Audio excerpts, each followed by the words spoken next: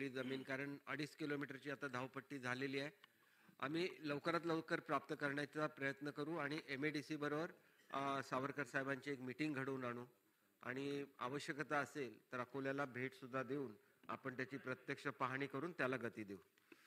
सन्माननीय विरोधी पक्षनेते, ह्या उत्तराला काही अर्थ नाही.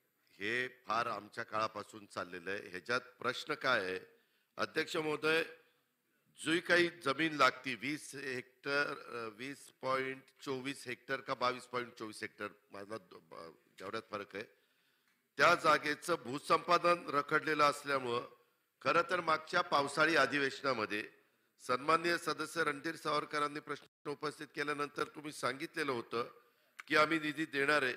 मग पावसाळी अधिवेशनामध्ये निधी देणार मान्य केलेलं असताना अद्यापर्यंत निधी का दिला गेला नाही? निधी गेला तर हा प्रश्न सुटेल आणि काय अवघड नाही. जरी आता पुरवणी मागण्यात तरतूद झाली नसेल तर वेगळ्या हेड खाली तरतूद असेल किंवा CF ऍडव्हान्स काढा. पण ही गोष्ट खरी आहे की ते थोडस अकोल्याच्या परिसरामध्ये बाकीचे पण लोक जायला यायला टाळाटाळ करतात, कारण तिथं धावपट्टी मोठी नाहीये आणि मग ज्यांना वेळेचं खूप महत्व असतं त्यांना लगेच जाऊन लगेच परत येता येत नाही. तर हे बरेच वर्ष काम चाललंय. आता लवकरात लवकर हा शब्द मलाही चांगला माहितीये. हे आपण बाबा आज तारीख 30 डिसेंबर आहे, आज उद्या नवीन वर्ष, जुनं वर्ष संपतंय, नवीन वर्ष चालू होतंय. किती तारखेला आपण ही सगळी कारवाई करणार हे सभागृहाला सांगा. सभापती महोदय, याच्यामध्ये मान्यता तर दादा आपण दिलेलीच आहे 22/11ला, आणि मान्यता झाल्यानंतर एक्झॅक्ट त्याचा आकडा तरी आला पाहिजे. आकडा प्राप्त झाल्यानंतर म्हणजे किती नेमके पैसे लागतात, त्यातले 50% पैसे आपल्याला वर्ग केल्याशिवाय ती भूसंपादनाची कारवाई सुरू करता येत नाही. आणि त्याच्यामुळे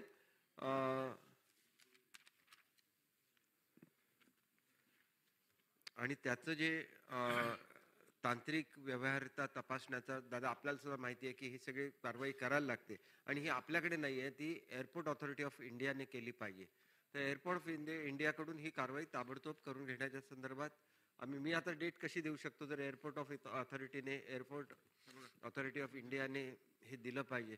मी आपल्याला सांगितलेलं आहे की एअरपोर्ट ऑथॉरिटी ऑफ इंडियाची आपली जॉईंट मीटिंग लावू आणि त्याच्यामध्ये तुमचं समाधान होईल अशा रीतीने आपण ही कारवाई करू. त्यांना काय विचारायचंय? मला काही कळतच नाही.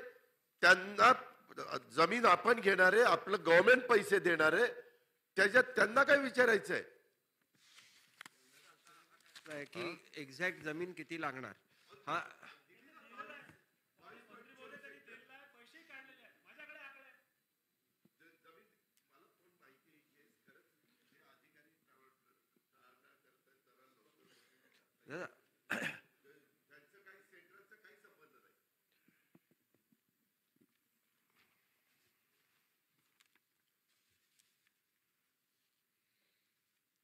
दादा फिजिबिलिटी रिपोर्ट जो तयार करायचा आहे ना, तो आपल्याकडे MADC आहे.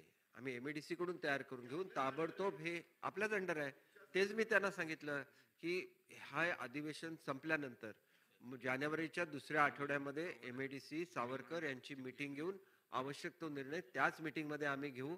आदरणीय मुख्यमंत्री महोदयांकडे प्रस्ताव घेऊन जाऊ. मुख्यमंत्री महोदयांनी ऑलरेडी त्याला 22 तारीखला परवानगी दिलेली आहे, 22/11ला, म्हणजे रिसेंटली ही परवानगी मुख्यमंत्री महोदयांनी दिलेली आहे.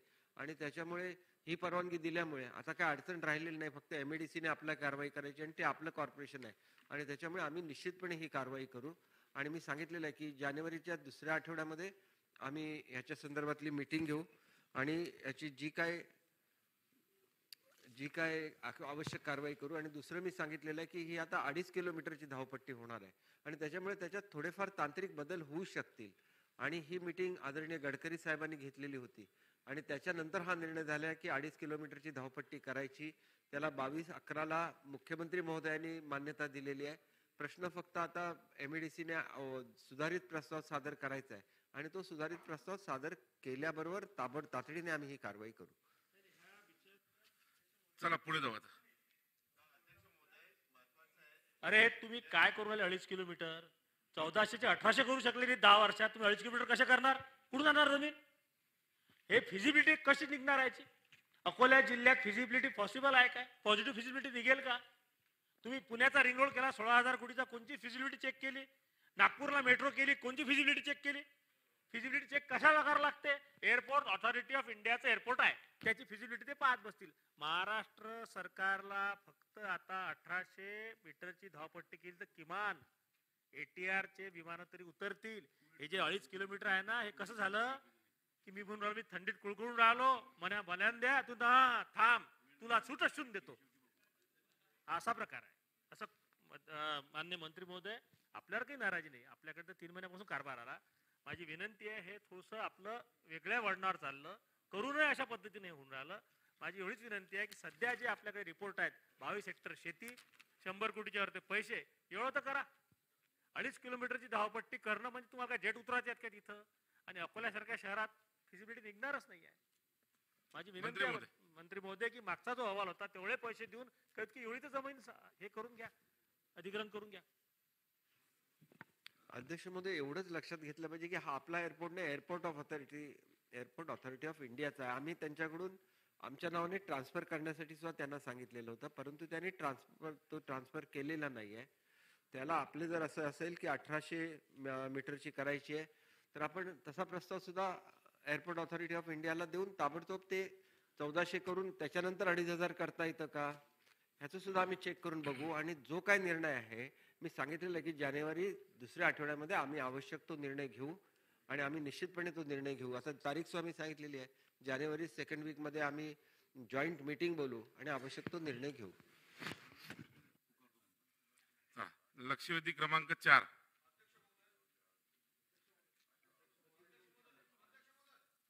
पुकार दिलं पुकार.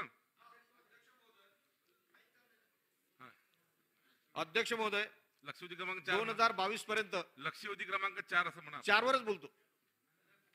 पुकारावं लागतं आपल्याला. हा अध्यक्ष महोदय, 4 लक्षवेधी क्रमांक अध्यक्ष 4. महोदय वितरित केल्याप्रमाणे. अध्यक्ष महोदय, 2022 पर्यंत सर्वांना घरकुल हे शासनाचं उद्दिष्ट होतं आणि आज गावखेड्यातच नव्हे तर शहरात सुद्धा अशी परिस्थिती आहे अध्यक्ष महोदय की अनेक लाभार्थी यांचे घर असे आहेत की ते पळके आहेत आणि त्याच्या अंगावर कधी पडून ते अपघात होऊ शकतो. असे अनेक लांबची लांब अशी यादी आजही घरकुलच्या यादीपासून याच्यापासून घरकुलपासून लाभापासून वंचित आहे. म्हणून अध्यक्ष महोदय, माझा या निमित्तानं एकच प्रश्न आहे की जो ही जी घरकुलची यादी आहे त्याच्यात परित्यक्त्या, अपंग किंवा हो ना प्रश्नच येते त्याच्यावर, तर असे लोक फार मोठे वंचित आहेत. म्हणून त्या यादीत काही निकषात बदल होतील काय, हा पहिला प्रश्न. दुसरा प्रश्न अध्यक्ष महोदय, यशवंतराव चव्हाण घरकुल योजना आपली मुक्त वसाहत योजना सुरू आहे, परंतु त्यात निधी नसल्यामुळे त्यात एकही घरकुल आता होणे शक्य नाही किंवा होत नाही. म्हणून त्यासाठी निधी उपलब्ध करून देसाल काय. तिसरा प्रश्न अध्यक्ष महोदय असा आहे की ओबीसी साठी मला वाटते अहिल्यादेवी होळकर किंवा सावित्रीबाई फुले मागच्या सरकारनं योजना ह्या जाहीर केल्या होत्या, परंतु ते कार्यान्वित केल्या नाहीत किंवा त्याच्यावर निधी उपलब्ध नाही. म्हणून त्या कार्यान्वित करून ओबीसींना वेगळे असं जसं एससी साठी घरकुल आहे, एसटी साठी घरकुल आहे किंवा अल्पसंख्याकांसाठी घर आहे, तशी एक ही योजना कार्यान्वित करसाल का. या निमित्तानं माझे हे 3 प्रश्न आहेत.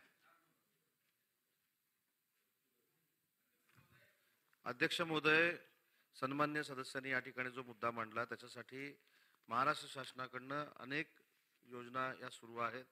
त्याच्यामध्ये केंद्र शासन पुरस्कृत पंतप्रधान आवास योजना, राज्य सरकार पुरस्कृत रमाई आवास योजना जी BPL मधल्या कार्डधारकांसाठी आहे आणि खास करून शेड्यूल कास्टसाठी आहे. शबरी आदिवासी घरकुल योजना, आदिम आवास योजना, पारधी आवास योजना, अटल बांधकाम कामगार योजना, यशवंतराव चव्हाण मुक्त वसाहत योजना, या अनेक योजना महाराष्ट्र शासनामार्फत आणि केंद्र शासनामार्फत सुरू आहेत. संबंधित लक्षवेधीमध्ये असं म्हटलेलं आहे की ही योजना ओबीसी घटकासाठी चालू करता येईल का, खुल्या घटकासाठी चालू करता येईल का. तर आपल्याला देखील ज्ञात असेल की पंतप्रधान घरकुल योजना जी आहे त्याच्यामध्ये 60% शेड्यूल कास्ट, 25% खुला आणि ओबीसी, 15% अल्प म्हणजे आर्थिक दुर्बल, 5% दिव्यांग, परितक्ता, घटस्फोटित या सगळ्यांचा समावेश त्याच्यामध्ये करण्यात आलेला आहे. फक्त एक जो महत्त्वाचा प्रश्न आहे की ओबीसी इतर मागासवर्गीय समाजासाठी हा जो क्रायटेरिया आहे तो रमाई सारखा किंवा पंतप्रधान सारखा किंवा अन्य योजनांसारखा हा लागू करता येईल का, हा त्याच्यातला लक्षवेधीचा गाभा आहे असं माझं मत आहे. आणि म्हणून मी आपल्या मार्फत सदस्यांना आणि महाराष्ट्रातल्या सर्व जनतेला आश्वस्त करू इच्छितो की ज्या पद्धतीनं या योजना अनेक लोकांसाठी सुरू झालेल्या आहेत, अनेक घटकांसाठी सुरू झालेल्या आहेत, तसाच प्रयत्न आमचा ओबीसी साठी सुरू करण्याचा देखील आहे. सन्माननीय अशोक उईके. महोदय, अध्यक्ष महोदय, देशाचे यशस्वी पंतप्रधान नरेंद्र मोदी यांच्या कल्पनेतून सर्वांना घरे हा उपक्रम जो आहे त्या उपक्रमाच्या माध्यमातून निश्चितच सर्वांना घरे मिळणार आहे, याच्यात कुठल्याही प्रकारची शंका नाही. सन्माननीय मंत्री महोदयांनी सांगितलं का आता ओबीसी समाजाचे वंचित जे आहे घरकुलापासून त्यांना घरकुलाची विशेष बाब म्हणून घरकुलाची योजना राबवण्यासाठी प्रयत्न करणार का. दुसरा भाग असा आहे अध्यक्ष महोदय की शहरी आणि ग्रामीण भागामध्ये जो निधी उपलब्ध होतो ग्रामीण भागामध्ये 1,20,000 आणि शहरी भागामध्ये जास्त आहे याची कल्पना तुम्हाला आहे. तर त्यामुळे मी आपल्या माध्यमातून आपल्या सूचनेनुसार मंत्री महोदयाला प्रश्न विचारतो की या दोन्ही याची जी तफावत आहे आणि निकष आहे या निकषाच्या अनुषंगाने आज लक्षवेधीच्या माध्यमातून आपण स्पष्ट आपली भूमिका क्लिअर करणार का. अध्यक्ष महोदय, ग्रामीण भागातलं बांधकामाचे रेट जे असतात आणि शहरामधले जे असतात त्याच्यामध्ये तफावत असते. याच्यामध्ये कन्स्ट्रक्शन कॉस्ट जी आहे ही ग्रामीण भागामध्ये कमी असते, महानगरामध्ये आणि शहरामध्ये जास्त असते. आणि म्हणूनच जो क्रायटेरिया लावलेला आहे की 1,32,000 आणि 2,50,000 हा शहर आणि ग्रामीण असं बायफर्केशन करून केलेला आहे. तरी सुद्धा सन्माननीय सदस्यांनी जी भूमिका या ठिकाणी मांडली ती तपासून बघितली जाईल. सन्माननीय रोहित. अध्यक्ष महोदय,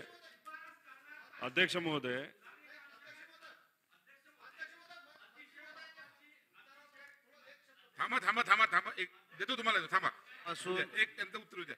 तपासून योग्य तो निर्णय घेतला जाईल. चला रोहित दादा बोला. तसं नाही, सर्वांना संधी द्यावं लागेल. आपण बसा, आपण नंतर बघूया. आता थांबा, नंतर देतो तुम्हाला संधी, देतो तुम्हाला. आता त्यांचं हो ना, आपण आता यांना संधी दिली आहे, यांना बोलू द्या. अध्यक्ष महोदय, मंत्री महोदयांनी ओबीसी समाजाला घरकुलच्या बाबतीत नक्कीच विचार होईल अशा बाबतीचं आश्वासन या ठिकाणी दिलं. त्याचं स्वागत आपण सर्वजण त्या ठिकाणी करतोच. मंत्री महोदयांना या ठिकाणी खरं तर मला विनंती करायची आपल्या माध्यमातून की 2015 आणि 2022 याच्यामध्ये आपण महागाईमुळे 64% कन्स्ट्रक्शन कॉस्ट ही वाढलेली आहे. म्हणजे स्टीलचं बघितलं तर 2015ला 40 रुपये होतं, आज 65 ते 75ला पण जाऊन आले. सिमेंटची बॅग 224ला होती, 420ला त्या ठिकाणी गेले. पेट्रोल डिझेल 73, 106 आणि अशा पद्धतीने त्या ठिकाणी मोठा बदल झालेला आहे. तर याच्यामध्ये केंद्र आणि राज्य सरकार मिळून या सर्व घरकुलच्या योजना त्या ठिकाणी असतात. केंद्राचं कधी होईल काय होईल हे आपल्याला सांगता येणार नाही. तर आपण एक वेगळी बैठक या बाबतीतली लावून आपला जो पोर्शन आहे आणि हा जो रेट त्या ठिकाणी वाढलेले आहेत कन्स्ट्रक्शन कॉस्ट, बांधकामचा खर्च, हा आपण राज्य सरकारच्या माध्यमातून त्या ठिकाणी तो भरणार का, या बाबतीत आपण सकारात्मक विचार करणार का. आणि दुसरा अध्यक्ष महोदय, या ठिकाणी माझा प्रश्न असा आहे की जामखेड शहरामध्ये आपल्याकडे मुख्यमंत्री साहेबांचं युडी डिपार्टमेंट आज या ठिकाणी असल्यामुळे मी बोलतोय, जामखेड शहरामध्ये तसंच कर्जत शहरामध्ये पूर्वी हे दोन्ही शहर ग्रामीण भाग होते. 2015ला हे शहरी भागामध्ये आले. तर तिथे अनेक अशी लोक आहेत की ज्यांना जागा नाही, तर त्या ठिकाणी सरकारची जागा त्या शहराच्या जवळ त्या ठिकाणी असल्यामुळे जामखेडमध्ये त्या भूमिहीन लोकांना आपल्याला ती जागा देता येईल का, त्या बाबतीतली आपण एक बैठक फक्त लावावी अशी विनंती करायची आहे. तसंच कर्जत शहरामध्ये एक जागा आहे, ती गायरानपूर्वी त्या ठिकाणी होती आणि आपल्याला फक्त तिथे 30-35 वर्षापासून राहणारे लोक आहेत. ती जागा त्यांच्या नावाने त्या ठिकाणी आम्ही प्रक्रिया पण सुरू केलेली, पण या बाबतीतली आपण एक बैठक लावावी अशी एक विनंती या ठिकाणी करतो. शेवट एक मुद्दा आहे, जे भूमिहीन लोक आहेत त्यांना जागा गुंठाभर घेण्यासाठी आपण 50,000 रुपये देतो. तर आता सगळेच रेट त्या ठिकाणी वाढलेले आहेत. हा जो रेट आहे 50,000 रुपये पर गुंठा घर बांधण्यासाठी, तो त्या ठिकाणी कुठेतरी 1 लाख रुपयाच्या आसपास आपण घेऊन जाणार का. धन्यवाद. सन्मान्य अध्यक्ष महोदय, सन्मान्य सदस्य रोहितजी पवार यांनी दोन जे मुद्दे मांडले त्याच्या संदर्भात कर्जत आणि जामखेडच्या संदर्भामध्ये बैठकीचं आयोजन नक्की केलं जाईल. आणि दुसरा मुद्दा जो सन्मान्य सदस्यांच्या अतिशय आग्रहाचा आहे, सगळ्यांचाच आहे, की या सगळ्या संदर्भामध्ये निधी वाढवावा. 50,000च्या जागेसाठी 1 लाख रुपये करावेत किंवा 1,32,000 जे ग्रामीण भागामध्ये आहेत ते 2,50,000 करावेत. हे सगळे धोरणात्मक निर्णय आहेत. त्याच्यासाठी सगळ्या गोष्टी या तपासल्या जातील आणि कुठेही वंचित घटकावर अन्याय होणार नाही अशी दक्षता सरकार घेईल. संजय राऊत शेवटचा प्रश्न महोदय, झाला? घरकुलची योजना सर्वांना घरं ही सन्माननीय प्रधानमंत्री मोदयांनी चालू केल्यानंतर सुरुवातीला ग्रामपंचायतच्या ग्रामसभांमध्ये लाभार्थ्यांच्या निवड करण्यात आला. ज्याचं घर सपराचं असेल, टिनाचं कुडाचं असेल, मातीचं असेल अशांची निवड करून निवड यादी फायनल झाली. परंतु ती निवड यादी रद्द केल्यानंतर पुन्हा दुसरी जी यादी केली, जी यादी करताना जॉब कार्ड मॅपिंग पंचायत समितीच्या मार्फत ऑफिसर्सने केले. आणि हे जॉब कार्ड मॅपिंग करताना ज्या लोकांच्या बिल्डिंग्स आहेत, ज्याच्याकडे 50 एकर बागायत आहे, अशा लोकांनी आधी जाऊन जॉब कार्ड मॅपिंग केलं. आणि त्याच्यामुळे काय झालं की या लोकांची नावं वर आली. जो मजूर वर्ग आहे, जो शेतात गेला, जंगलात गेला, जो जॉब कार्ड मॅपिंगला जाऊ शकला नाही, अशांची नावं मागे पडली. आणि म्हणून त्या यादीमध्ये आता नंबर 1, 2, 3, 4, 5 सुरुवातीला सगळ्या मोठ्या लोकांची नावं आली.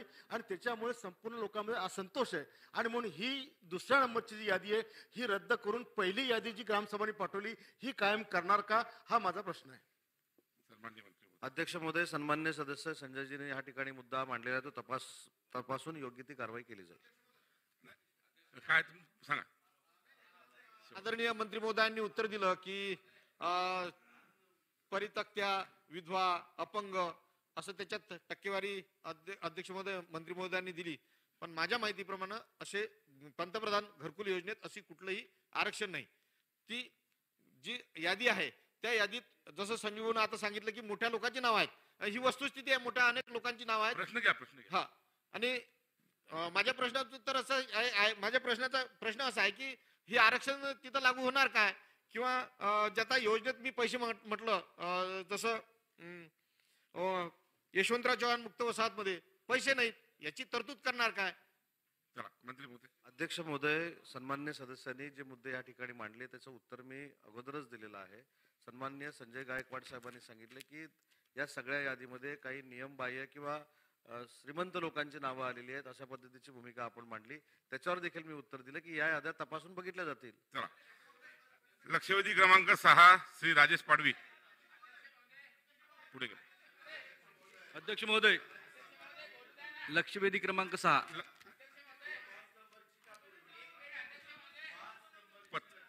पत्र आहे साहेब इथं बसलेले आहेत आणि किती दिवस पुढे ढकलताय काय. आम्ही पण मंत्री होतो, आम्ही काय इथं एकदम बसलेलो नाहीये. मंत्र्याचं काम आहे इथं यायचं. जर मंत्री नाही आला तर त्यांना जाब कोण विचारणार.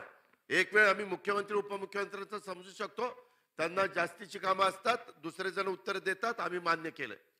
पण गिरीश महाजन का नाही आले आणि खरं सरळ सांगतात पुढच्या अधिवेशनात, अरे पुढच्या अधिवेशनापर्यंत कोण राहतं कोण जातंय माहिती नाही.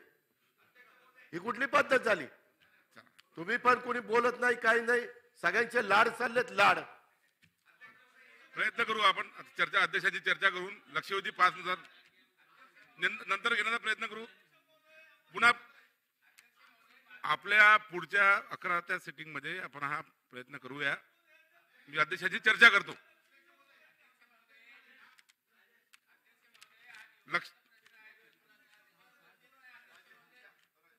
लक्षवेधी क्रमांक 6 कोण पुकारतंय? अध्यक्ष महोदय, लक्षवेधी क्रमांक 6 अध्यक्ष महोदय वितरित केल्याप्रमाणे.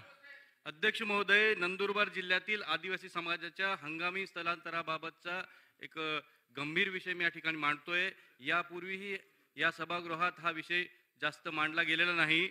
नंदुरबार जिल्ह्याची निर्मिती 1 जुलै 1998 रोजी झाली.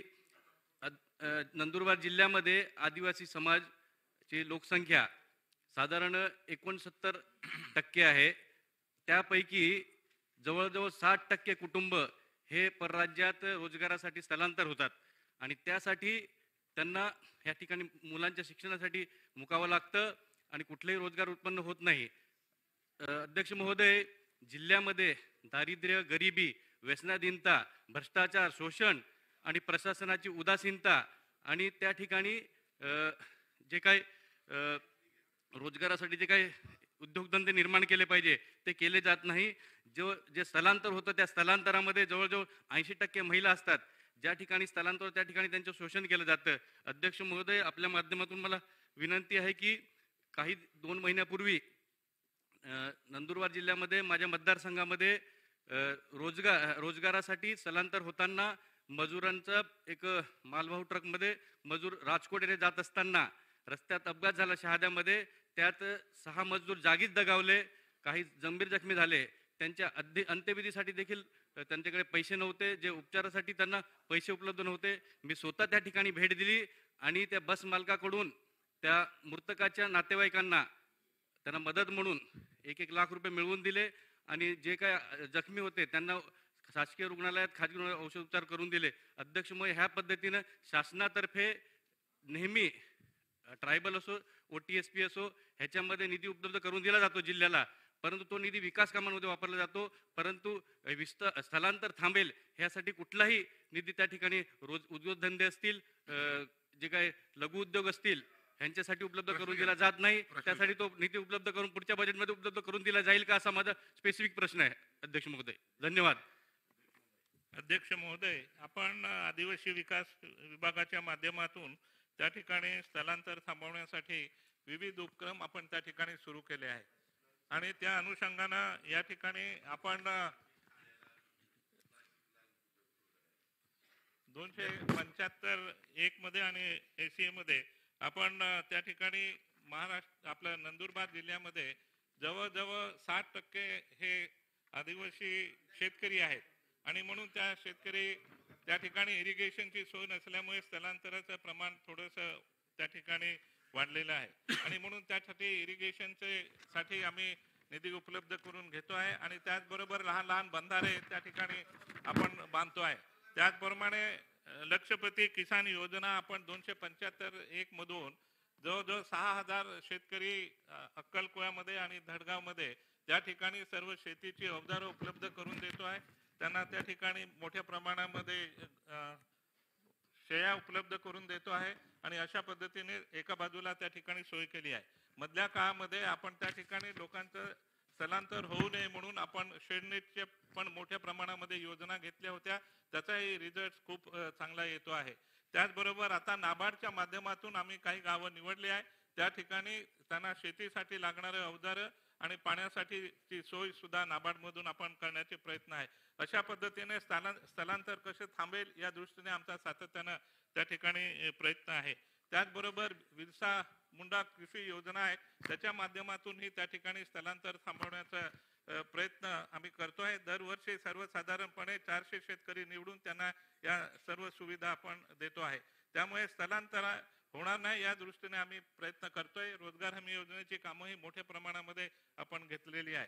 त्यामुळे मला वाटतं की जो जिल्ह्याला निधी मिळतो त्याच्यामधून स्थलांतर थांबवण्यासाठी निश्चितपणानं त्याचा उपयोग आम्ही करतो आहे. राणी बोला. या नंदुरबार जिल्ह्याप्रमाणेच माझ्या नांदेड जिल्ह्यामधल्या किनवट तालुक्यातली ही परिस्थिती सुद्धा तीच आहे. अध्यक्ष महोदय, मी जास्त त्याच्यामध्ये घेत नाही. माझं स्पेसिफिक एवढाच एक प्रश्न आहे. हे शबरी घरकुल योजनेच्या अंतर्गत जे अतिशय कमी प्रमाणामध्ये जे उद्दिष्ट आहे, जास्त बहुसंख्येने आदिवासी लोक घरापासून वंचित आहेत, निवाऱ्याची व्यवस्था म्हणून ही योजना आपण ती कार्यान्वित केलेली आहे. या वर्षामध्ये आदिवासी लोकांना जास्तीत जास्त घरकुल मिळण्यासाठी मंत्री महोदय यासाठी उद्दिष्ट वाढवून देणार की, एवढा माझा स्पेसिफिक प्रश्न आहे. मंत्री महोदय. अध्यक्ष महोदय, या ठिकाणी आम्ही यावर्षी सर्वात जास्त घरकुले यावर्षी आम्ही मंजूर केली. जवळजवळ 85,000 घरकुलं आम्ही मंजूर केलेली आहे. पूर्वी कसं होतं टार्गेट ओरिएंटेड. आता आम्ही सर्व प्रकल्प अधिकाऱ्यांना निर्देश दिले आहे की जितक्या लोकांना शबरीमध्ये घरकुलं पाहिजे असतील त्यांनी अर्ज करायचे. जितके अर्ज येतील त्या सर्वांना आम्ही घरं देण्याचा प्रयत्न त्या वर्षामध्ये करू. चला पुढे जाऊया. पुढे जाऊ. अरे बाबा, हा प्रश्न नंदुरबार जिल्ह्याचा आहे. आता प्रत्येक जिल्ह्यातून आपण जर जाऊ तर कसं होणार आहे? असं नाही आहे. चला विचारा. शेवटचा प्रश्न देवराव होळी विचारू. देवराव होळी. धन्यवाद सर. नंदुरबार सारखाही गडचिरोली जिल्हा आहे. माझी अध्यक्ष साहेबांना विनंती, मला बोलण्यासाठी संधी दिली. माझा मंत्री महोदयांना विनंती आहे की आपण देशभरामध्ये आझादी का अमृत महोत्सव केलेला आहे, 75 वर्ष साजरा केलेला आहे, परंतु एवढे 75 वर्षामध्ये सुद्धा आदिवासी विभागांना संपूर्ण पैसा खर्च केलेला आहे. परंतु नंदुरबार असेल, गडचिरोली जिल्हा असेल, पालघर जिल्हा असेल किंवा या आदिवासी लोकांचा अजूनही इकॉनॉमिकल स्टेटस वाढलेला नाही आहे. म्हणून माझे मंत्री महोदयांना विनंती आहे की आपण 75 वर्ष साजरा केलेले आहेत, येणाऱ्या 25 वर्षामध्ये आदिवासी समाज कसा होईल या दृष्टीने आपल्याला नियोजन करायचं आहे. म्हणून माझी विनंती आहे, गेल्या 75 वर्षामधून 60 टर्म एका दिवसात पैसे खर्च करायचे, दुसऱ्या दिवशी प्रोग्राम खतम होतात. म्हणून 60 टर्म प्रोजेक्ट, 60 टर्म योजना आपण महाराष्ट्र सरकार बंद करणार का? लॉंग टर्म योजना ज्यातून आदिवासी सस्टेनेबल डेव्हलपमेंट होईल असा योजना अंमलबजावणी करणार का? आणि शबरीचा कोटा गडचिरोली जिल्ह्यामध्ये, आदिम जमातीचा कोटा गडचिरोली जिल्ह्यामध्ये, घरकुलाचा कोटा वाढवून देणार का? एवढी माझी नम्र विनंती आहे. मंत्री महोदय. अध्यक्ष महोदय, या ठिकाणी आम्ही लॉंग टर्म आराखडा तसा तयार करतो आहे. त्या दृष्टीने आम्ही कमिटी पण स्थापन केलेली आहे. त्याचबरोबर हे दोन्ही जिल्हे नंदुरबार आणि गडचिरोली जिल्हे हे आकांक्षित जिल्हे आहे, त्यांना आपण 25% निधी जास्त देत असतो. त्याच्यामुळे त्या माध्यमातून हे लॉंग टर्म आराखडे तयार करून त्या दृष्टीने आम्ही प्रयत्न आमचा चालू आहे. त्याचबरोबर या ठिकाणी शबरी घरकुलं आहे, त्याच्यामध्ये जे पीटी जी आहेत, प्रिमिटिव्ह ट्राईब्स आहेत, त्यांना आम्ही घरकुलाची योजना वेगळी करतो आहोत. आणि त्याचबरोबर गडचिरोलीमध्ये सुद्धा शबरी घरकुलं आम्ही वाढवून देऊ. अध्यक्ष महोदय, सन्मान्य सदस्य राज्याचे पाटील साहेब, नंदुरबार जिल्ह्याचा स्थलांतर थांबवण्यासाठी तो काही त्यांनी विषय घेतलेला आहे.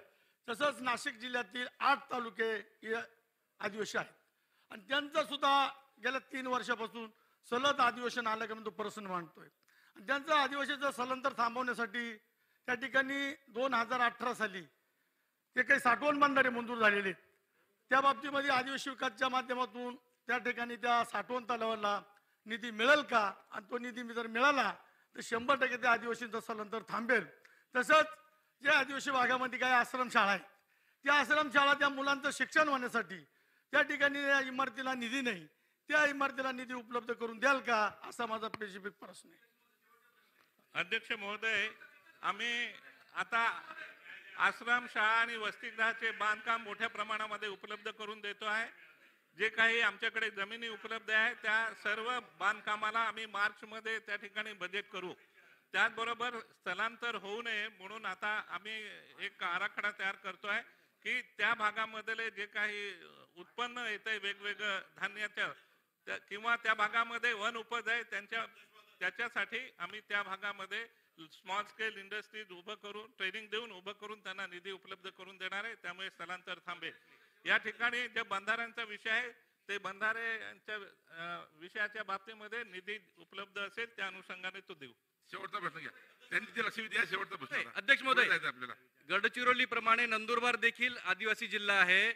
कालच माननीय मुख्यमंत्री महोदयांनी आणि उपमुख्यमंत्री महोदयांनी आणि माननीय उद्योग मंत्री महोदयांनी ज्याप्रमाणे गडचिरोलीसाठी पॅकेज जाहीर केलं, त्या ठिकाणी रोजगार निर्मितीसाठी, त्या पद्धतीनं नंदुरबार जिल्ह्यासाठी स्थलांतर थांबण्यासाठी त्या ठिकाणी उद्योगधंदे आणि कारखाने उपलब्ध करून निधी उपलब्ध करून देणार का येणाऱ्या बजेटमध्ये, हा माझा प्रश्न आहे. धन्यवाद अध्यक्ष महोदय. अध्यक्ष महोदय, मी या ठिकाणी सांगितलं की आता प्रामुख्यानं नंदुरबार जिल्ह्यामध्ये भगर आहे, आमचूर आहे, त्याचबरोबर सीताफळ आहे, चारोळा आहे किंवा त्या ठिकाणी तेंदूपत्ता आहे.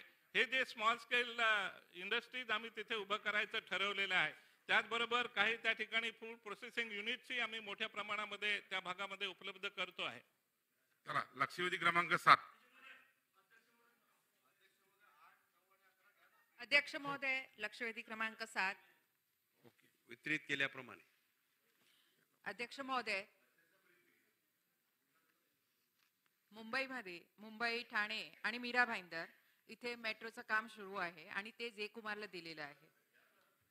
या ठेकेदारामार्फत मेट्रो साईटवर अनेक लेबर, सिक्युरिटी गार्ड व ट्रॅफिक मार्शल नियुक्त करून त्याचे काम करून घेतले जातात, परंतु त्यांना किमान वेतन कायद्यानुसार दिले जात नाही. ऑफकोर्स साहेब आपण मला जबाब दिलाय का त्यावर कायदेशीर कारवाई करूच. 8-9 वगैरे. पण 4-5 दुसरे पॉइंट आहे सर.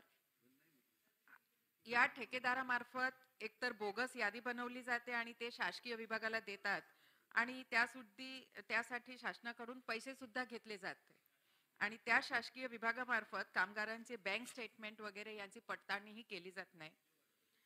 दुसरं, आम्ही जेव्हा जेव्हा त्या बाबतीत पत्र लिहितो तर त्या पत्राला सुरक्षा रक्षक मंडळाकडे वर्ग करतात आणि त्यांनी आमच्या पत्राचं उत्तरही दिलेलं नाहीये. जे लेबर, सिक्युरिटी गार्ड वगैरे नियुक्त केले जातात त्यांचे पोलीस व्हेरिफिकेशन ते सुद्धा केलं जात नाही आणि काही दुसरं म्हणजे त्यांचं रेकॉर्डही तपासलं जात नाही. तर काय अनुचित प्रकार घडलं तर त्याचा जबाबदार कोण राहणार? तर माझे स्पेसिफिक प्रश्न हे असणार की या ठेकेदारावर आपण योग्य ती कारवाई करावीच. आपण दिलेली हमी की कायदेशीर कारवाई करणार, पण त्या संबंधित गैरजिम्मेदार अधिकाऱ्यावरही कार्यवाही करावी अशी माझी मागणी आहे. आणि आउटसोर्सिंग एजन्सीकडून किमान वेतन कायद्यानुसार त्यांना वेतन अदा केली जावे त्या गरिबांना, अशी उपाययोजना शासनामार्फत काय करण्यात.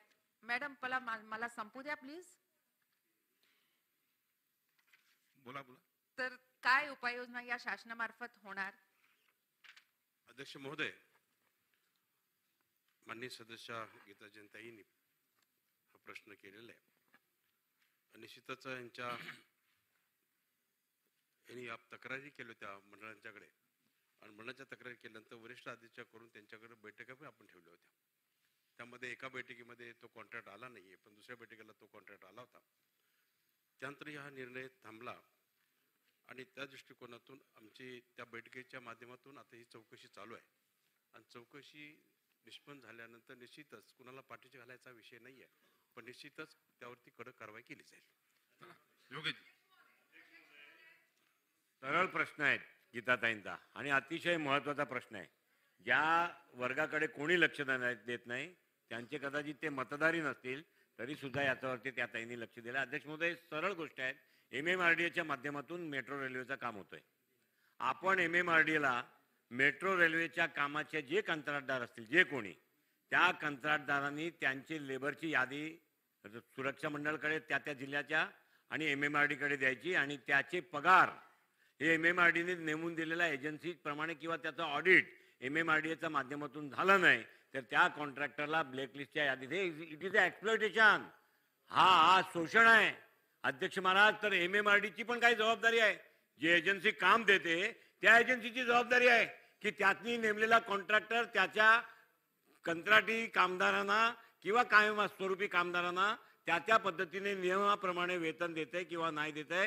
12 तासाची ड्युटीची 11,000 रुपये देणे आणि 18,000च्या वर सही घेणे ही जबाबदारी MMRDAची आहे. आपण MMRDA बरोबर माननीय मंत्री महोदय, MMRDAचे वरिष्ठ अधिकारी, MMRDAचे जे पदाधिकारी असतील ते, सुरक्षा मंडळाचे पदाधिकारी, कंपनीचे लोक आणि आपल्या आमदार महोदयांबरोबर बैठक घेऊन हा प्रश्न MMRDAला याच्यामध्ये जबाबदारी देणार का?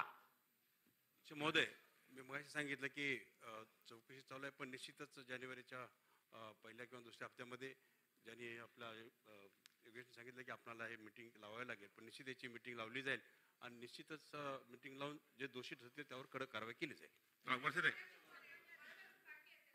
सन्माननीय अध्यक्ष महोदय,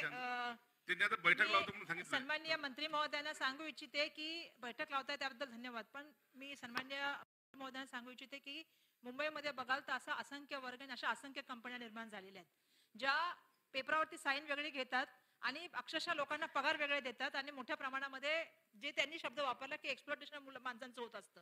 ही एका मोठ्या प्रमाणामध्ये खूप मोठी यंत्रणा याच्या मागे जी आहे ती पैसे कमवत आहे, पण त्या कामगारांच्या हाताला काही मिळत नाही, त्यांना काहीच होत नाही. आणि खरं तर तुमच्या विभागाच्या माध्यमातून खरं तर यांच्या विभागाच्या लक्षवेधी फार सन्माननीय अध्यक्ष महोदय कमी लागतात, पण ही लक्षवेधी ही असेल किंवा इतर कामगार विषयाची लक्षवेधी असंघटित कामगारांची.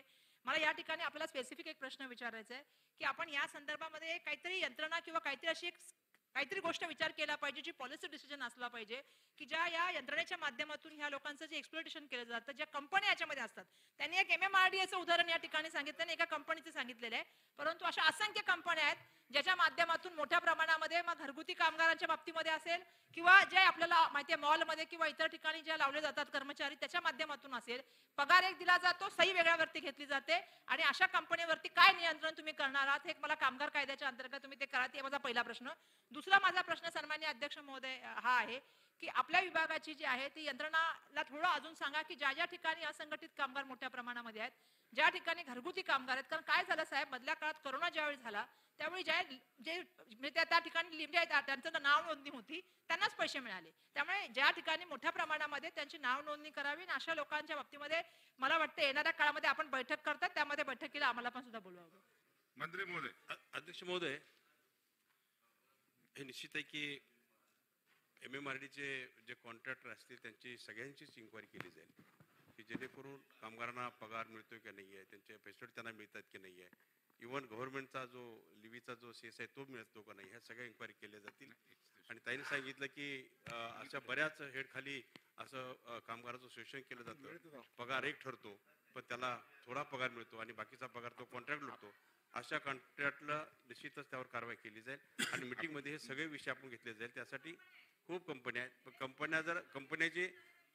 कंपन्याची नावं जर आम्हाला मिळाली तर निश्चितच त्या माध्यमातून आपल्याला MMRD मार्फत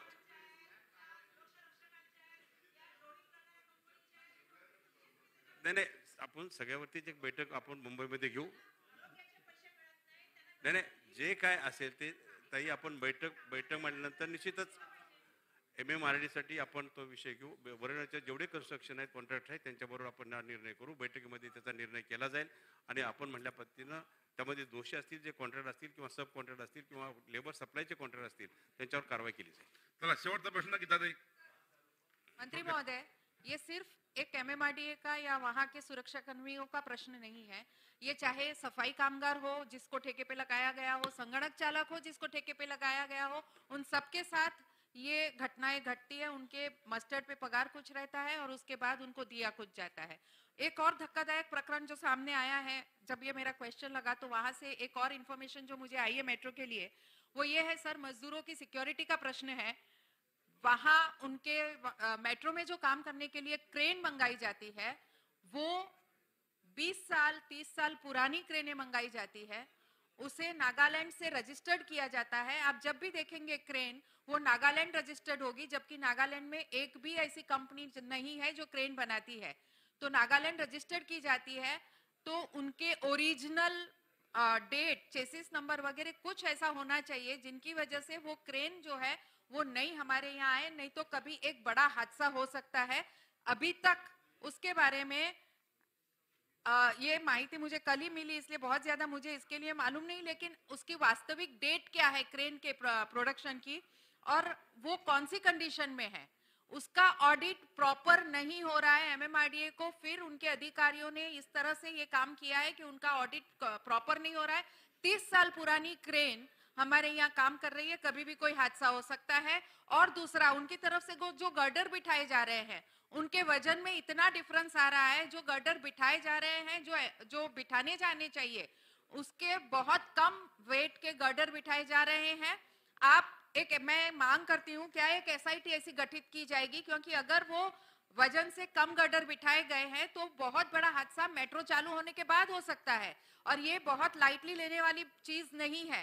तो एक SIT करके कामगारों को या उन ठेकेदारों को जो बिल गर्डर बिठाए जाने का दिया जा रहा है उसका वजन और जो एक्चुअल वजन के गर्डर बिठाए जाने हैं उन दोनों का डिफरेंस देखिए. और अगर ऐसा कोई डिफरेंस मिलता है आपको तो क्या उस ठेकेदार पे कार्रवाई की जाएगी. मैं मानती हूँ ये आपके स्कोप के बाहर का प्रश्न है, लेकिन ये माहिती मुझे कल ही आई है इसलिए मैं उसमें ऐड कर रही हूँ. और तीसरी सर माहिती जो आई है, सर एक ही मिनट मेरा खत्म कर दे तो आप एक साथ जवाब दे सकते हैं. तीसरी माहिती जो आई है ये जहां जहां ये ठेकेदार काम कर रहे हैं सर, इलीगल बोरिंग हर जगह की जा रही है उनकी. तो क्या ये बोरिंग की परमिशन लिए बिना बोरिंग किया जाना भी ठीक है. मैं फिर कहूंगी कि ये स्कोप के बाहर प्रश्न है, लेकिन ये जो माहिती कल आई है उन सब की माहिती को संकलन करके क्या एक SIT फॉर्म करेंगे आप. एक क्रेनचा विषय निघाला निश्चितच ज्या ठेकेदारांनी ज्या मोठ्या हेवी क्रेन वापरायच्या आहेत त्याचं परमिशन आपल्या कामगाराच्या डिपार्टमेंटमधून त्यांना घेणं जरुरीचं आहे. तेही तपासलं जाईल आणि त्याची कालावधी किती आहे, त्याचं एक्सपायर डेट किती आहे त्या क्रेनची कशी आणि ती कंडिशन आहे की नाही जी तपासून निश्चित चौकशी केली जाईल. जर तसं जर आपल्याला आढळलं तर त्याची निश्चित कारवाई केली जाईल. धन्यवाद. तर लक्षवेधी क्रमांक 8 श्री चंद्रकांत नवगरे. हिंगोली जिल्ह्यातील वसमत येथील नाही, पहिले लक्षवेधी पुकारा. लक्षवेधी क्रमांक 8 लक्षवेधी क्रमांक 8 अध्यक्ष महोदय वितरित केल्याप्रमाणे विचारा. हिंगोली जिल्हा हा मागास जिल्ह्यामध्ये येतो आणि तिथं एक मॉडर्न मार्केट हे आपण उभं केलं होतं. आदरणीय अजितदादांनी 27/1/2021 ला त्या मॉडर्न मार्केटसाठी मराठवाडा पॅकेजमध्ये अगोदर मुख्यमंत्री स्वर्गीय विलासरावजी देशमुख साहेब असताना आपल्याला तिथं 65 एकर जागा 1 रुपयामध्ये, जेणेकरून परभणी, नांदेड आणि हिंगोली तिन्ही जिल्ह्याचं मार्केट एका ठिकाणी व्हावं. त्यामध्ये हळदीचं मार्केट, त्यामध्ये कापसाचं मार्केट, त्यामध्ये एक्सपोर्टचं मार्केट, त्यामध्ये कोसल्याचं मार्केट, त्यामध्ये दुधाचं मार्केट, त्यामध्ये भाजीपाल्याचं मार्केट, असं एक मोठं मार्केट वसमतला मंजूर केलं होतं. 1 रुपयामध्ये 65 एकर जागा भेटली. त्यानंतर ते PPP मध्ये गेलं, पब्लिक प्रायव्हेट याच्यामध्ये. त्यामुळे खासगी गुंतवणूकदार त्यामध्ये येण्यास तयार नव्हते. पण ज्यावेळेस महाविकास आघाडीचं सरकार आलं त्यावेळेस तिथं 27/1/2021 ला PPP काढून ते मॉडर्न मार्केट हे पणन मंडळाकडून करण्यात येईल असा त्या ठिकाणी GR निघाला. 10.5 कोटी रुपये त्याला मंजूर झाले. 6.5 कोटी रुपये त्याच्या माध्यमातून वर्ग झाले आणि तिथलं टेंडर झालं साहेब अध्यक्ष महोदय. आणि ते टेंडर होऊन तिथं फक्त सरकार बदललं आणि त्याला स्टे देण्यात आला. माझं एवढंच म्हणणं आहे की मराठवाड्यातलं मागास भागामध्ये हे एक मॉडर्न मार्केट होऊ लागलं. जवळपास हिंगोली जिल्ह्यातील आणि नांदेड परभणी मधील 5,000 तरुण पोरांना रोजगार मिळण्याचं एकमेव ठिकाण हे मॉडर्न मार्केट होऊ लागलं. मला एवढीच विनंती आहे, सरकार येतात जात असतात, पण 22 सप्टेंबर 2022 ला हे सरकार बदलल्यानंतर तिथं हळद संशोधन केंद्रासाठी ही जागा देण्यात आली आणि या मॉडर्न मार्केटला स्टे देऊन माझं एवढंच म्हणणं आहे, तुम्ही हळद संशोधन केंद्र तिथं वेगवेगळी जागा होती, त्या हळद संशोधन केंद्राला आमचा विरोध नाही. आपल्या अधिवेशनामध्येच अजितदादा पवार साहेब असतील, मुख्यमंत्री उद्धव ठाकरे साहेब असतील, त्यांनी जवळपास त्या मॉडर्न मार्केटसाठी 100 कोटी रुपये याच्यासाठी मॉडर्न मार्केटसाठी 100 कोटी मंजूर केले. हळद संशोधन केंद्रासाठी 100 कोटी रुपये मंजूर केले होते. हळद संशोधन केंद्राची जागा मॉडर्न मार्केटचीच का? त्यांनी वेगळ्या जागेमध्ये तिथं मॉडर्न मार्केट हळद संशोधन केंद्राला गरज नाही. मला एवढंच म्हणायचं आहे की जिंतूर फाट्यालगत मॉडर्न मार्केटसाठी राखीव असलेली जागा हळद संशोधन केंद्रासाठी देण्याची बाब शासनाच्या विचाराधीन आहे, हे खरे आहे का? असल्यास मॉडर्न मार्केट हा महत्वाकांक्षी प्रकल्प असून स्थानिक शेतकऱ्यासह व्यापाऱ्याला, तिथल्या बहुजन समाजाच्या मुलांना प्रगतीला हातभार लागणार असून हा प्रकल्प झाल्यास 5,000पेक्षा अधिक स्थानिक सुशिक्षित बेरोजगारांना रोजगार देणारा हा एकमेव प्रकल्प असल्यामुळे या प्रकल्पाला सर्वच स्तरातून विरोध होत आहे का, हेही खरे आहे. असल्यास ही जागा मॉडर्न मार्केटसाठी देण्याबाबत शासनाची भूमिका काय आहे? मी तिथला लोकप्रतिनिधी म्हणून एवढंच सांगतो की तिथं असंतोषाचं वातावरण तयार झालंय. शासनाच्या प्रति चिडीची भावना निर्माण झाली. जर सरकार बदलत असल्यानंतर जर 5-5 हजार लोकांचा रोजगार त्या माध्यमातून जर आपण जे थांबत प्रश्न असेल, विचारले त्याचे उत्तर घेऊया. सन्माननीय मंत्री महोदय. अध्यक्ष महोदय, सन्मान्य सदस्यांनी जो मुद्दा या ठिकाणी मांडलेला आहे वसमतच्या बाबतीतला आणि ज्या जागेबद्दल ही चर्चा होती ती जागा 27 जुलै 2009 ला जो सन्माननीय सदस्यांनी मुद्दा मांडला ते मॉडर्न मार्केट स्थापन करण्यासाठी देण्यात आली. पण त्याच्यानंतर या जागेवर आता हळद संशोधन केंद्र करण्याचा निर्णय स्वर्गीय बाळासाहेब ठाकरे हळद संशोधन करण्याचा निर्णय हा घेण्यात आलेला आहे. ही देखील वस्तुस्थिती खरी आहे. पण सध्याची परिस्थिती अशी आहे की दोन्ही प्रकल्प हे तसेच आहेत. मॉडर्नचा पण प्रकल्प तसाच आहे आणि स्वर्गीय बाळासाहेब ठाकरे हळद संशोधन केंद्राचा प्रकल्प देखील तसाच आहे. तर तो कशामुळे तसा आहे? एका कोर्टामध्ये पिटिशन दाखल झालेल्या दोन्ही जागांच्या बाबतीमध्ये आणि सन्माननीय कोर्टानं जैसे त्याची ऑर्डर दिलेली आहे. पुन्हा एकदा पुढच्या 21/2/2023 ला ही कोर्टामध्ये तारीख आहे. न्यायालय जो काही निर्णय देईल त्या पद्धतीने कारवाई केली जाईल. परंतु मॉडर्न मार्केट असेल किंवा वसमतचं हळद संशोधन केंद्र असेल याच्यापैकी एकच करावं आणि बाकीच्यांना बेरोजगार ठेवावं असं काही शासनाचं धोरण नाही. मॉडर्न मार्केटच्या बाबतीमध्ये देखील शासन सकारात्मक विचार करेल आणि कोणाचाही बेरोजगार हिरावून घेतला जाणार नाही याची दक्षता घेईल. सन्माननीय विरोधी पक्षनेते महोदय, मला मंत्री महोदयांना प्रश्न असा विचारायचा की ही आता उच्च न्यायालयामध्ये मॅटर न्यायप्रविष्ट असल्यामुळं 2 महिन्यात त्याची तारीख आहे. त्या तारखेच्या करता ॲडव्होकेट जनरलशी बोलून मार्ग काढणार का? आणि मॉडर्न मार्केट करता वर्ग झालेली जमीन तिथं जागा जास्त आहे उदयजी, मॉडर्न मार्केट पण होऊ शकतं आणि हळद संशोधन केंद्र होऊ शकतं. तसं बघितलं तर हिंगोली, वाशिम हे जिल्हे तसं खूप मागासलेले जिल्हे आहेत. त्या भागामध्ये पर कॅपिटा उत्पन्न पण तिथलं खूप कमी आहे आणि आपल्यालाही सगळ्यांना ते कमीपणाचं आहे. त्याच्याकरता हे दोन्ही गोष्टी तिथं झाल्या तर खासदारांचं म्हणणं आहे की हळद संशोधन केंद्र करा. त्यावेळेस आपणच सरकारमध्ये होतो, आपणच त्याला मंजुरी दिली. परंतु मॉडर्न मार्केट पण महत्वाचं आहे. आमदारांचं म्हणणं आहे मॉडर्न मार्केट पण झालं पाहिजे, तिथं तेवढी जागा उपलब्ध आहे. आणि आपण ॲडव्होकेट जनरलला जर सांगितलं की हे दोन्ही आपल्याला करायचं आहे आणि इव्हन मुख्यमंत्री आपण जर सभागृहात तसं उत्तर दिलं की ठीक आहे दोन्ही करण्याचा आम्ही निर्णय घेऊ, तर थोडंसं सीएमला सांगता येईल की सीएम साहेब असं उत्तर दिलं गेलं तर आपण तसं उत्तर द्यावं अशी आमची आग्रहाची मागणी आहे.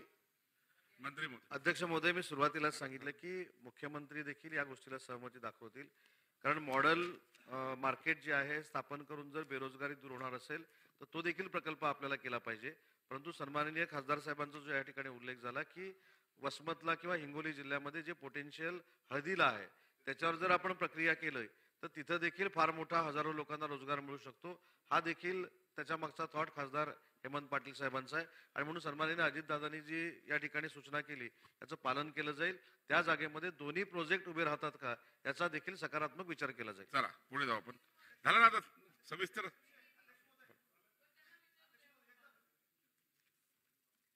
माझी एवढीच विनंती आहे अध्यक्ष महोदय, जर मॉडर्न मार्केटला अगोदर जागा भेटली असेल, तिथलं जर 5,000 लोकांचा रोजगार तिथं उपलब्ध होत असेल तर आमचा जिल्हा हा नाउद्योग जिल्ह्यात येतो.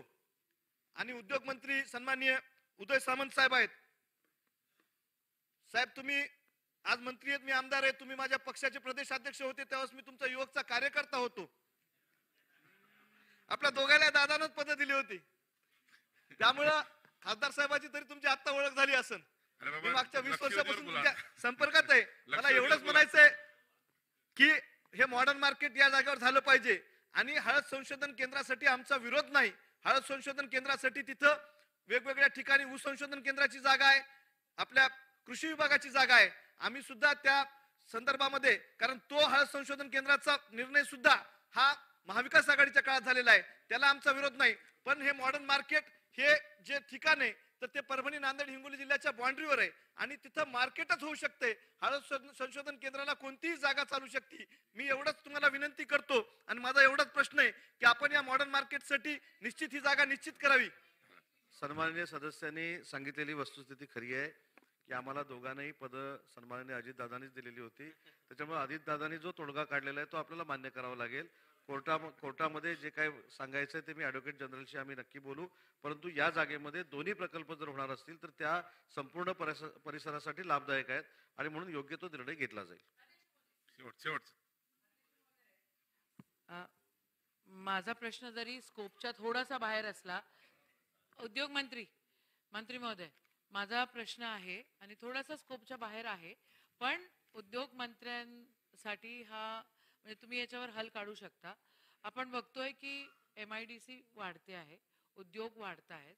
आमच्या नांदगाव पेठ MIDC असो, सातुर्ण्याची MIDC असो की बाहेरून पण उद्योग आले आहेत. मागच्या 10 वर्षामध्ये 2009 पासून ते आतापर्यंत वेगळे वेगळे उद्योग येत आहेत. पण बाहेरचे आलेले जे उद्योगपती आहेत ते लोक स्थानिकांना त्या ठिकाणी रोजगार निर्मितीसाठी खूप त्रास होतो आणि खूप त्या ठिकाणी संघर्ष स्थानिकांचा आणि बाहेरच्यांचा होतो.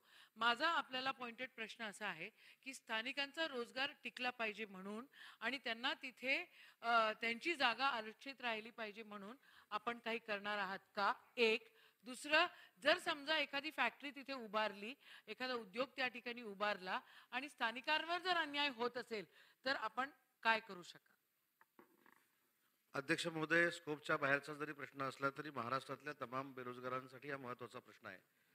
मी उद्योग मंत्री जरी असलो तरी माझं देखील हेच म्हणणं आहे की ज्या ठिकाणी प्रकल्प होतो, ज्या ठिकाणी एखादा प्रकल्प एस्टॅब्लिश होतो, सुरुवातीला सगळी आश्वासनं मिळतात, त्याच्यानंतर स्थानिकांना रोजगार मिळतो की नाही हे फार मोठं प्रश्नचिन्ह आहे. आणि जरी 80% प्राधान्याचं ताई याच्यामध्ये धोरण आहे की 80% प्राधान्यानं त्या ठिकाणी रोजगार त्यांना उपलब्ध करून दिला पाहिजे.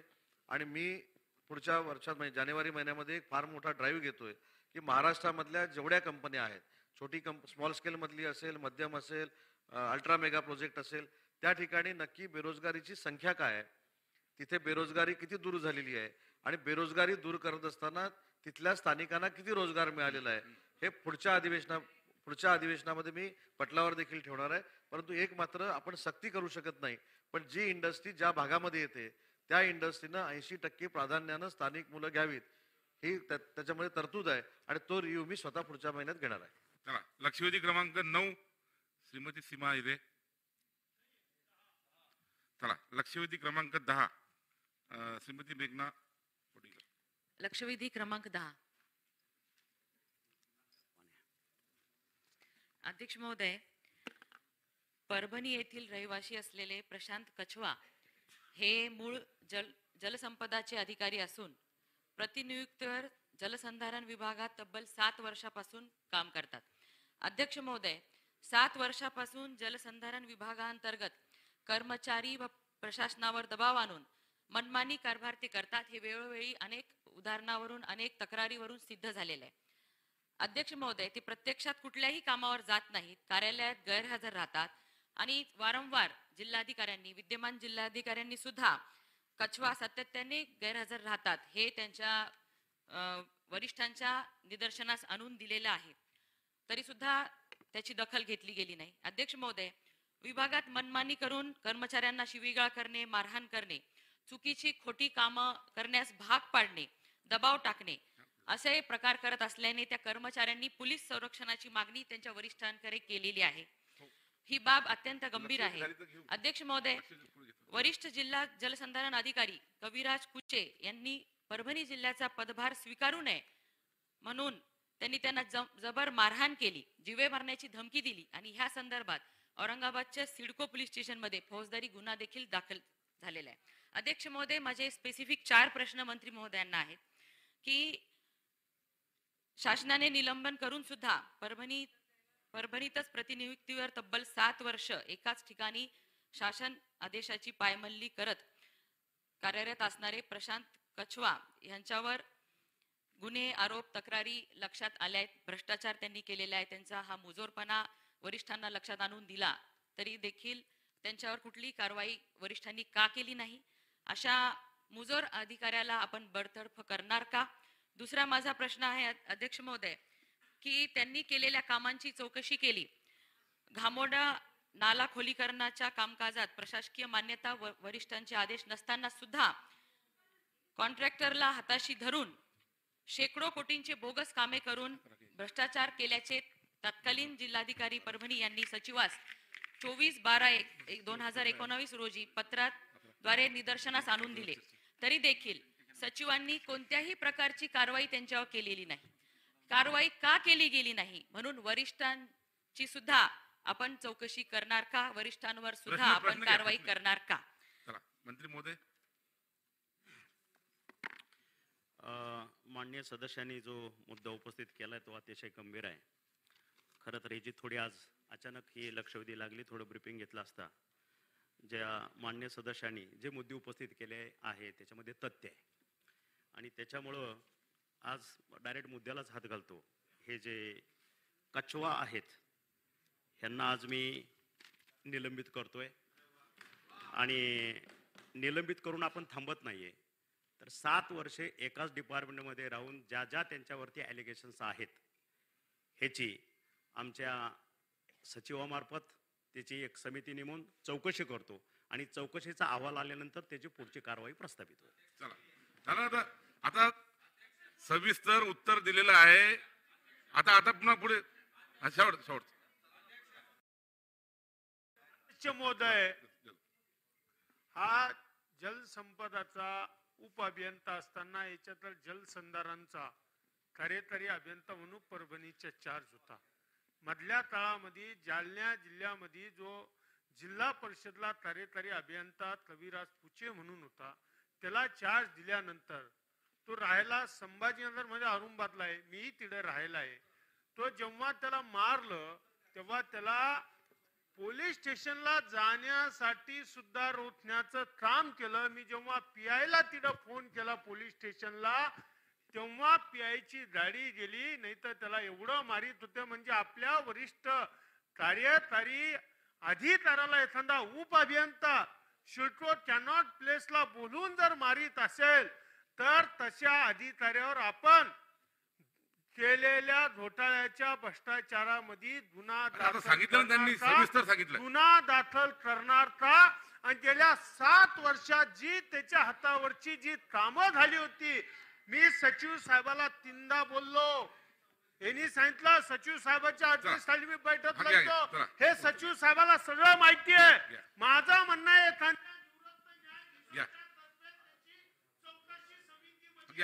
माननीय मंत्री महोदय, ह्या सदर गोष्टीला सविस्तर उत्तर अतिशय व्यवस्थित दिलेलं आहे. सविस्तर उत्तर त्याच्यामुळं केले आम्ही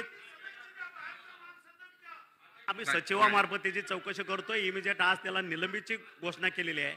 असा पुन्हा कोणी आपल्या खात्यावरती असा बोट उचलू नये की याची चौकशी न करताच तुम्ही त्याच्यावरती सगळ्या कारवाया प्रस्थापित कशा केल्या. म्हणून पहिल्या सचिवामार्फत एक समिती नेमून आपण त्याची कारवाई प्रस्थापित करतोय.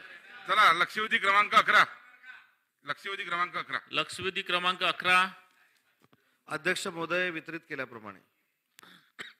अध्यक्ष महोदय, अनुसूचित जाती, अनुसूचित जमाती आणि ओबीसी इतर मागासवर्गीय. अध्यक्ष महोदय 19, 20, 20, 21, 21, 22 जर आपण निधीचा बघितला अध्यक्ष महोदय, तर जवळपास 25 ते 30% अध्यक्ष महोदय निधी ही अखर्चित राहिलेली आहे अध्यक्ष महोदय. आणि 22-23 या 22-23 मध्ये सुद्धा अध्यक्ष महोदय आजही ओबीसी साठी जर पाहिला तर 70%चं नियोजन झालं अध्यक्ष महोदय. एससी साठी जर अनुसूचित जातीसाठी जर बघितलं तर 65%चा झाला अध्यक्ष महोदय. आणि एसटी साठी बघितलं तर फक्त 35%चा जे आपण उत्तर मध्ये आलेला अध्यक्ष महोदय मंत्री महोदयाकडून त्याच्यामध्ये असून दिसून येते अध्यक्ष महोदय.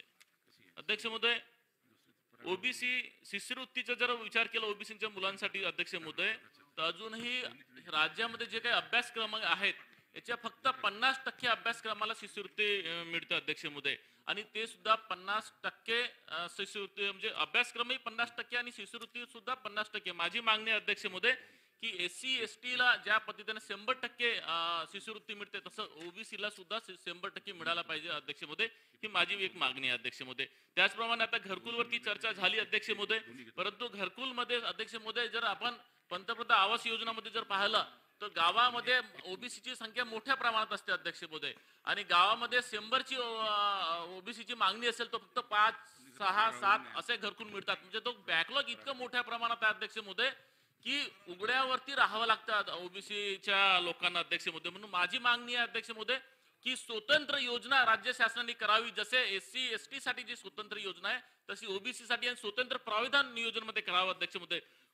मला अजून एक सांगायचं अध्यक्ष महोदय की ओबीसी समाजाची संख्या इतकी मोठ्या प्रमाणात आहे. आपण जर आता हे जे उत्तर मध्ये जर पाहिला तर अध्यक्ष महोदय की 22-23 मध्ये सामाजिक न्यायाची जे बजेट जी प्रोव्हिजन आहे ही 12,000 कोटीची आहे अध्यक्ष महोदय. आदिवासीची जर पाहिलं तर 11,000 कोटीची आहे आणि ओबीसीची जे प्रोव्हिजन पाहिलं तर अध्यक्ष महोदय 4,000 कोटीची अध्यक्ष महोदय. अध्यक्ष महोदय माझा प्रश्न असा आहे, मी बरेच म्हणजे 2009 पासून आमदार आहे, मी बघतो अध्यक्ष महोदय, पण इथे ह्या सभागृहामध्ये ओबीसीचे नेते पण खूप मोठे मोठे आहेत अध्यक्ष महोदय. मग भुजबळ साहेब असतील, आमचे नाना भाऊ असतील किंवा अजून नेते असतील, पण अध्यक्ष महोदय गावामध्ये जेव्हा आम्ही फिरतो तेव्हा ओबीसीचा प्रश्न असते की आमच्यासाठी कोण वाली आहे अध्यक्ष महोदय. माझ्या ह्या सभागृहाच्या माध्यमातून अध्यक्ष महोदय जरा बोलू द्या मला. नाही अध्यक्ष महोदय बोलू देत नसाल तर मी थांबतो. अध्यक्ष महोदय माझा प्रश्न असा आहे की ओबीसी ना सुद्धा प्रोव्हिजन हे एससी एसटीच्या तुलनेमध्ये जास्तीत जास्त प्रोव्हिजन ठेवायला पाहिजे, जेणेकरून त्या प्रोव्हिजन मधून त्यांना जे घरकुलची योजना असेल, शिष्यवृत्तीची योजना असेल ते पूर्ण करता येईल अध्यक्ष महोदय. अध्यक्ष महोदय, माझी अजून एक मागणी आहे अध्यक्ष महोदय, की ST NT प्रमाणे अबकड जो अनुसूचित जातीमध्ये खूप दिवसापासून मागणी आहे अध्यक्ष महोदय, ते मग तो चामार असेल, मातांग असेल, खाटीक असेल, वाल्मिकी असेल अध्यक्ष महोदय, यांची अनेक आंदोलन असतात अध्यक्ष महोदय. आज ह्या दर अधिवेशनामध्ये इतके मोठे आंदोलन असतात अध्यक्ष महोदय, पण त्याच्या मागणीला कोणी बघत नाही अध्यक्ष महोदय. माझी शासनाला आपल्या माध्यमाने विनंती आहे की त्यांना सुद्धा NT VJNT प्रमाणे यांना सुद्धा अबकडची हे करायला पाहिजे अध्यक्ष महोदय. अध्यक्ष महोदय, SC ST OBC साठी खूप सारे महामंडळ आहेत अध्यक्ष महोदय, पण ह्या सगळ्याच्या सगळे महामंडळ कागदावर आहेत अध्यक्ष महोदय. प्रोव्हिजन होत नाही अध्यक्ष महोदय आणि त्यांना कर्ज नवीन मिळत नाही. एक दोनच राहिला 4 मिनिटं झालेले आहे, पण ठीक आहे अध्यक्ष महोदय, माझी विनंती आहे की सगळ्या महामंडळाची कर्ज माफ करायला पाहिजे, कारण आमचा निधी 30% जो बॅलन्स असतो तो त्या निधी वापस टाकण्यापेक्षा, रस्ते नाल्यामध्ये टाकण्यापेक्षा मुलांच्या रोजगारासाठी उपलब्ध करून द्यायला पाहिजे. सगळ्याच्या सगळं कर्ज माफ करायला पाहिजे आणि 100% निधी खर्च करायला पाहिजे अध्यक्ष महोदय. शेवटचा एक मुद्दा माझा अध्यक्ष महोदय, औरंगाबाद मध्ये मागच्या 12/10 एक पेपर दिव्य मराठीमध्ये छापून आलो किंवा इतर पेपरमध्ये सुद्धा आलो अध्यक्ष महोदय. OBC असेल, चर्मा म्हणजे SC असेल, ST असेल मध्ये असे 400 लोक धर्म परिवर्तन करणार आहेत अध्यक्ष महोदय. हे इतकी मोठी बातमी अध्यक्ष महोदय आली का? हे धर्म परिवर्तन इतर धर्मामध्ये जाण्याची गरज पडते, कारण त्यांची आर्थिक परिस्थिती कुठेतरी कमी आहे आणि आर्थिक परिस्थितीचा फायदा घेऊन इतर धर्मामध्ये यांना परिवर्तन करावं लागतं अध्यक्ष महोदय. म्हणून माझी शासनाला आपल्यातर्फे विनंती आहे की SC असेल, ST असेल, OBC असेल, यांना आर्थिक प्रोव्हिजन जास्तीत जास्त करायला पाहिजे आणि यांची योजना जास्तीत जास्त त्यांच्यापर्यंत पोहोचल्या पाहिजे आणि जे खालच्या स्तरावर जो गरीब आहे त्यांना ह्या योजनेचा, शासनाच्या योजनेचा लाभ द्यायला पाहिजे. तेव्हा बाबासाहेब आंबेडकरचे स्वप्न पूर्ण अध्यक्ष महोदय, सन्मान्य सदस्यांनी या लक्षवेधीच्या मार्फत अनेक प्रश्न या ठिकाणी उपस्थित केलेले आहेत. याच्यावर सुरुवातीच्या एका लक्षवेधीमध्ये मी उत्तर दिलेलं आहे की OBCसाठी घरकुलाची योजना तयार केलेली आहे, ती सुरू करण्याचा महाराष्ट्र सरकारचा मानस आहे आणि ती शिंदे फडणवीस सरकार नक्की सुरू करेल, हे मागच्या उत्तरामध्ये मी सांगितलेलं आहे. आता जो मुद्दा सन्माननीय सदस्यांनी या ठिकाणी मांडला की नक्की निधी किती खर्च झालेला आहे, तर मला इथे सभागृहाला सांगितलं पाहिजे की सामाजिक न्याय व विशेष सहाय्यता विभाग याच्याकडनं वितरित 19-20 ला 7,714 कोटी रुपये हा वितरित निधी होता. 6,048.86 कोटी रुपये हा खर्च झाला, म्हणजे 73.82% हा खर्च झालेला आहे. 20-21 ला 66.86% खर्च झालेला आहे. 21-22 ला 83.95% खर्च झालेला आहे आणि 22-23 ला डिसेंबर पर्यंत 62% खर्च झालेला आहे, जो 60% खर्च झाला पाहिजे. मी सन्मान्य सदस्यांना आश्वस्त करू इच्छितो की या वर्षीचे सगळे पैसे खर्च होतील अशा पद्धतीनं डिपार्टमेंट काम करेल. परंतु मागच्या 2 वर्षामध्ये निधी जो कमी वाटप जे दिसतंय त्याचं कारण करोना हे आहे आणि म्हणून जिथं जिथं निधी आपल्याला कमी दिसतोय, आदिवासी विभागामध्ये 80%, 83%, 81% दिसतोय. इतर मागास बहुजन विकास विभागामध्ये 98%, 95%, 88% आणि आता 77% दिसतोय. 2022-23 चा निधी पूर्णतः खर्च करण्याची डिपार्टमेंटची मानसिकता आहे आणि तशा पद्धतीनं निधी खर्च केला जाईल. दुसरी महत्वाचा मुद्दा जो सन्मान्य सदस्यांनी मांडला की OBC शिष्यवृत्ती हे 50% अभ्यासक्रमांना दिली जाते, तर ती बाब पडताळून बघितली जाईल आणि शिष्यवृत्ती बाकीच्या कोर्सेसना कशा पद्धतीनं देता येईल या संदर्भात योग्य तो निर्णय घेतला जाईल.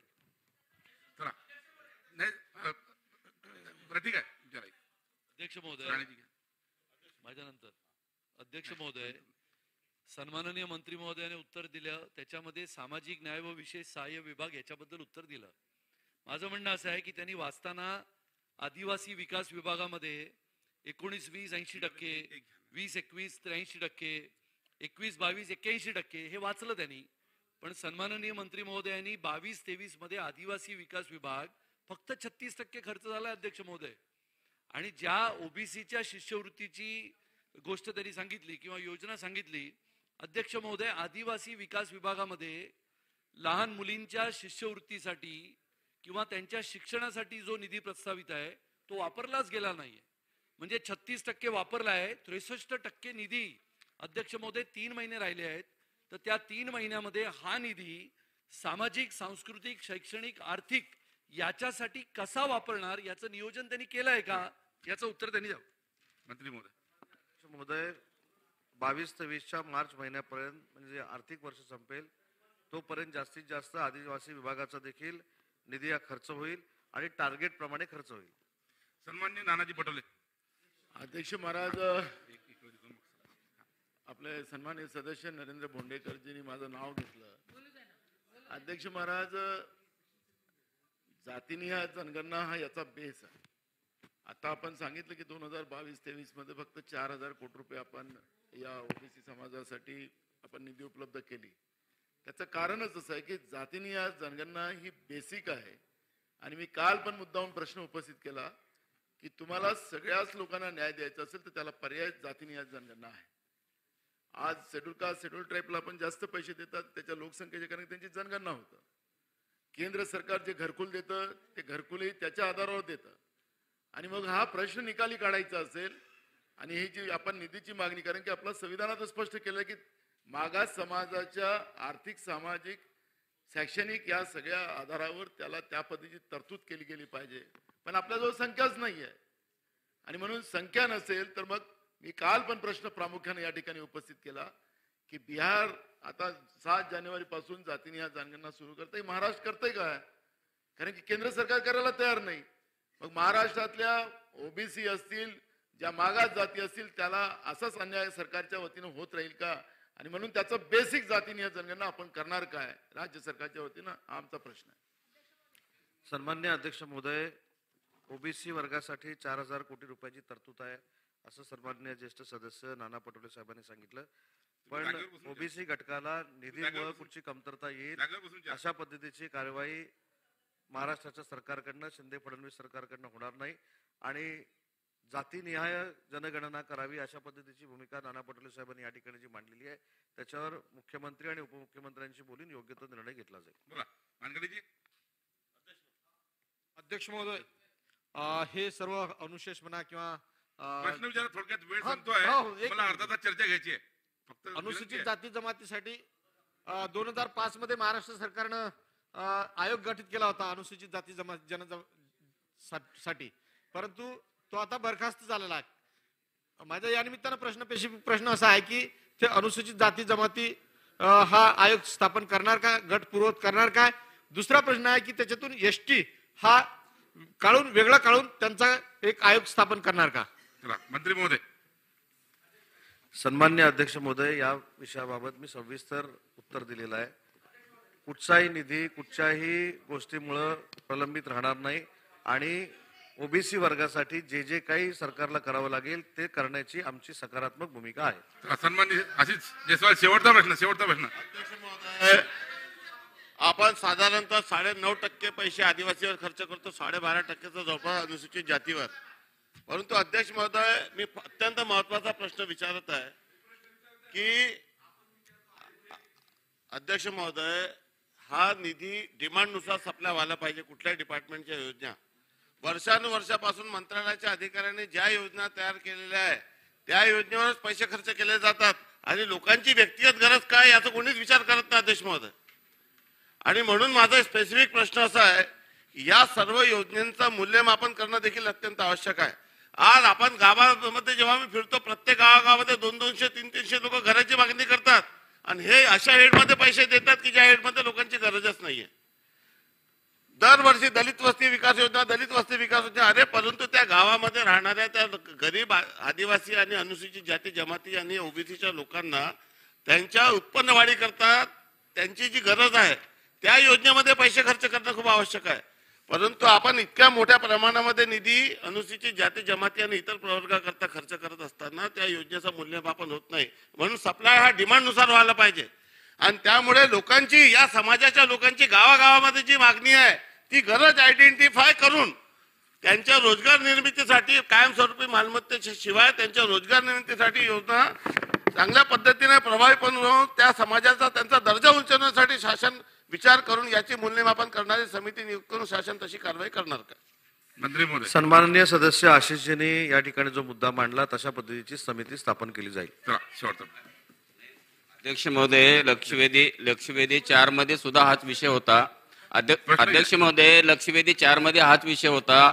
या लक्षवेधीमध्ये सुद्धा आता या मंत्री महोदयांनी आदरणीय मंत्री महोदयांनी या ठिकाणी उत्तर दिले. वित्त विभागामार्फत निधी उपलब्ध होत असताना अर्थसंकल्प निधीच्या प्रमाणात 100% मर्यादेत प्राप्त न होता सदर निधी विशिष्ट मर्यादेमध्ये उपलब्ध न झाल्यामुळे खर्च करण्यात जात नाही. अध्यक्ष महोदय, मग हे विशिष्ट मर्यादेमध्ये मला अर्थसंकल्पाचे निधी आहे ते योग्य वेळेवर निधी उपलब्ध करून ही योजना त्यांनी कार्यान्वित करण्यासाठी अध्यक्ष महोदय, जसं की या घरकुल योजनेच्या बाबतीमधला विषय आहे, पंतप्रधान आवास योजनेच्या अंतर्गत किनवट एका मतदारसंघामध्ये किनवट आणि माहूरमध्ये शहरी भागामध्ये त्या लाभार्थ्यांनी जवळपास पूर्ण घरकुल पूर्ण केले.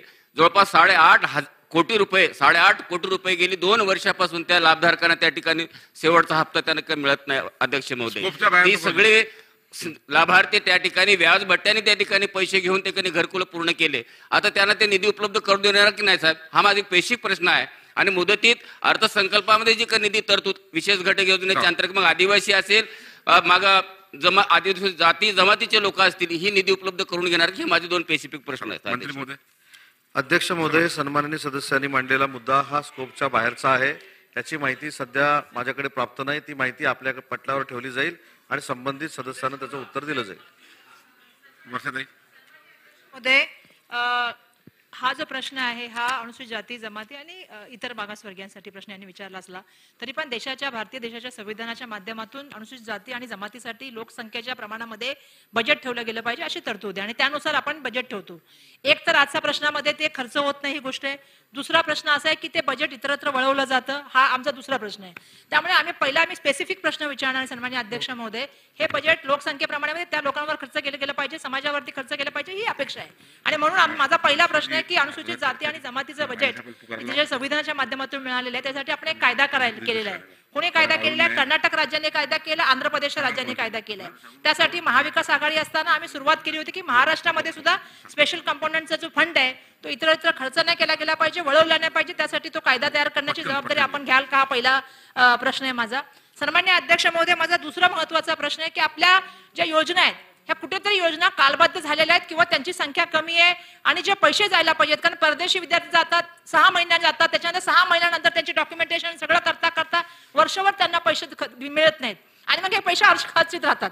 त्यामुळे माझं एक सांगणं आहे की कालबद्ध पद्धतीने या सगळ्या योजनांचा एकदा आढावा घेऊन त्याच्यामध्ये काही संख्या वाढवता येईल का, पैसे वेळेवर जाता येतील का, या संदर्भामध्ये सुद्धा आपण काही धोरणात्मक निर्णय घेणार का. मंत्री महोदय. अध्यक्ष महोदय, सन्मान्य सदस्य वर्षाताईंनी या ठिकाणी जो मुद्दा मांडला या संदर्भामध्ये कायदा जो करण्याच्या संदर्भामध्ये आपण पुढाकार घेतला होता तो कायदा करण्याच्या संदर्भात शासन नक्की सकारात्मक आहे आणि मी आपल्याला आश्वस्त करू इच्छितो की या संदर्भात या प्रश्नावर ज्या ज्या सदस्यांनी या ठिकाणी आपली भूमिका मांडलेली आहे त्या सगळ्यांबरोबर एक व्यापक बैठक घेऊन याच्यामध्ये अजून काही रिव्ह्यू घेता येतील का, अजून काही बदल करता येतील का याच्यावर विचार केला जाईल. शेवटचा प्रश्न उईके साहेब. नाही अध्यक्ष महोदय, फक्त प्रश्न विचारतो. अनुसूचित जाती जमाती आणि ओबीसीच्या अनुषंगाने चर्चा झाली, आर्थिक सामाजिक आणि मुख्य प्रवाहामध्ये आणण्याच्या अनुषंगाने. मंत्री महोदय, आपल्याला एकच प्रश्न आहे, अनुसूचित जमाती म्हणजे आदिवासी करिता जे उत्पन्न मर्यादा जी आहे म्हणजे विविध योजनेचा लाभ घेण्यासाठी उत्पन्न मर्यादा जी असते, अनुसूचित जाती आणि ओबीसीची जी उत्पन्न मर्यादा आहे तेवढीच उत्पन्न मर्यादा अनुसूचित जमातीचे ठेवणार का, अशा प्रकारचा माझा सभागृह प्रश्न. अध्यक्ष महोदय, सन्मान्य सदस्यांनी जो या ठिकाणी मुद्दा मांडला तो तपासून पाहिला जाईल. चला नामदेव सदने. अध्यक्ष महोदय, सामाजिक न्याय विभागाच्या माध्यमातून अनुसूचित जातीकरता मोठ्या प्रमाणात निधी या ठिकाणी खर्च केला जातो.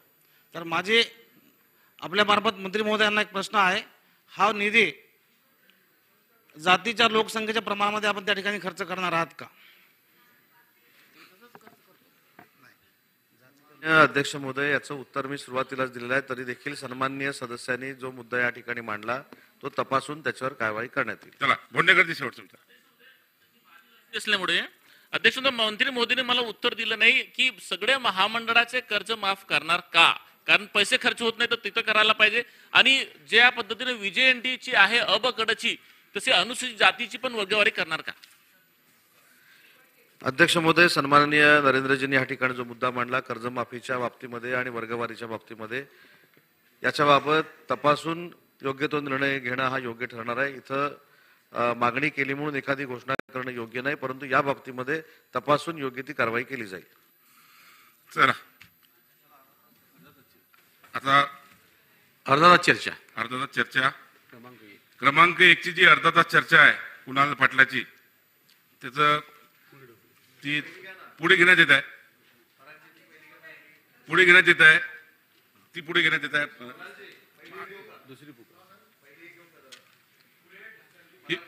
ही पुढे घेण्यात येईल कुणाल पाटीलजी. ते तुम्हाला विचारून सांग, विचारून चर्चा करून सांग. आम्ही तुम्हाला कळवू त्यात, आम्ही तुम्हाला कळवू. चला क्रमांक 2 ची आपण चर्चा घेऊया. ऍडव्होकेट पराग अळवणी.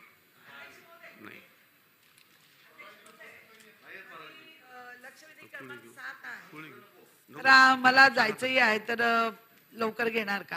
कोणती? 7 क्रमांकाची लक्षवेधी.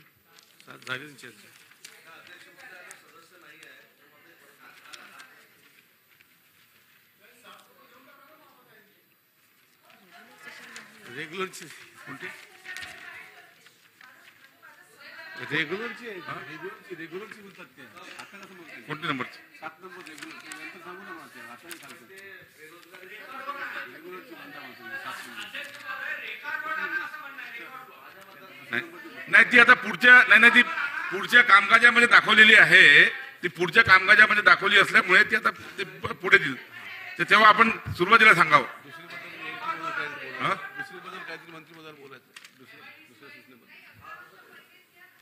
मंत्री महोदय आपल्याला दुसऱ्या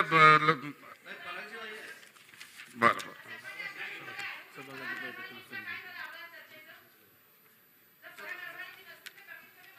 आम्हाला सांगावं, कारण मुंबईच्या विमानतळाच्या बाजूच्या असलेल्या परिसराच्या संदर्भामध्ये ही मीटिंग आणि हे अर्धा तास चर्चा आणि 50हून अधिक काळागाथा असलेल्या बिल्डिंगी उद्या पडल्या. तर सन्मान्य अध्यक्ष महोदय, मंत्री महोदयांनी म्हणलं ऍडव्होकेट पराग अळवाणीजींच्या जे तुम्ही जे अर्धा तास चर्चा आहे त्याच्यामुळे तुम्ही काय धोरणात्मक निर्णय घेता ते तरी आम्हाला सांगा. कारण काय 50 वर्षापेक्षा अधिकच्या इमारती उद्या काय दुर्घटना होणे आणि त्यामुळे तुम्ही आम्हाला कमीत कमी सांगा तरी, म्हणजे याच्या माध्यमातून तुमचं पटलावरती येईल किंवा पटलावरती तरी उत्तर ठेवा. तुम्ही आम्हाला काही महत्वाचे तुम्ही काही निर्णय घेतले ते तरी सांगा. अरे का गुंडाळून ठेवलं उदय भाऊ? कारण हा खूप महत्वाचा प्रश्न आहे. सन्मान्य अध्यक्ष महोदय, त्यांनी सांगितले की मुंबईतील विमानतळ परिसरातील इमारती या 50 वर्षाहून अधिक काळापासून अस्तित्वात असणे, अनेक इमारती या जीर्ण अवस्थेत असून काही मोडकळीस आल्या असल्याचे निदर्शनास येणे, या इमारतीला 2-3 मजल्याच्या उंची असणे मर्यादित असल्यामुळे त्याचं जटिल क्षेत्र वाढवलं गेलं पाहिजे असं त्यांनी त्या ठिकाणी मागणी केलेली आहे. आणि त्याचं कसं FSI किंवा TDR सोबत त्याचं दिलं पाहिजे असं त्यांनी मागणी केलेली आहे. त्यामुळे मला वाटतं ही खूप मुंबईच्या दृष्टिकोनातून महत्वपूर्ण अशी चर्चा आहे. त्यामुळे सन्मान्य मंत्री महोदयाने आम्हाला याच्यामध्ये काय काय गोष्टी त्यांनी प्रस्तावित केल्या त्याच्याबद्दल माहिती द्यावी. वर्षातही आता याच्यामध्ये एक मिनिट, सन्माननीय सदस्य इथे हजर नसल्यामुळे त्यांच्या मनातले जे काही प्रश्न असतील ती पण मग ऍक्च्युअली सर्वच यायला पाहिजे. ठीक आहे, आपण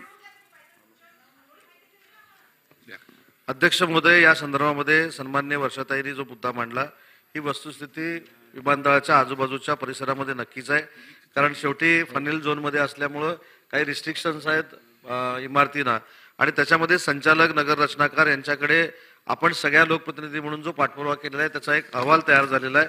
त्याच्या संदर्भात देखील एक बैठक झालेली आहे आणि मला असं वाटतं की या संदर्भामध्ये सगळ्यात महत्त्वाची बाब अशी ठरणार आहे की या सगळ्या लोकप्रतिनिधींना बरोबर घेऊन जर आपले मुद्दे घेऊन जर आपण एक बैठक केली आणि त्याच्यानंतर संचालकांचा अहवाल जर आम्ही स्वीकारला तर याच्यातनंच आउटपुट मिळू शकतो. आणि म्हणून या अर्धा तास चर्चेच्या संदर्भात मी एवढंच सांगू इच्छितो की या संदर्भात आजूबाजूच्या सगळे जे लोकप्रतिनिधी आहेत जे विमानतळाच्या या सगळ्या नियमामुळे बाधित होत आहेत त्यांच्या या मतदारसंघातली लोक, त्या सगळ्या लोकांना बोलून एक व्यापक बैठक घेऊन मग याचा निर्णय घेतला जाईल.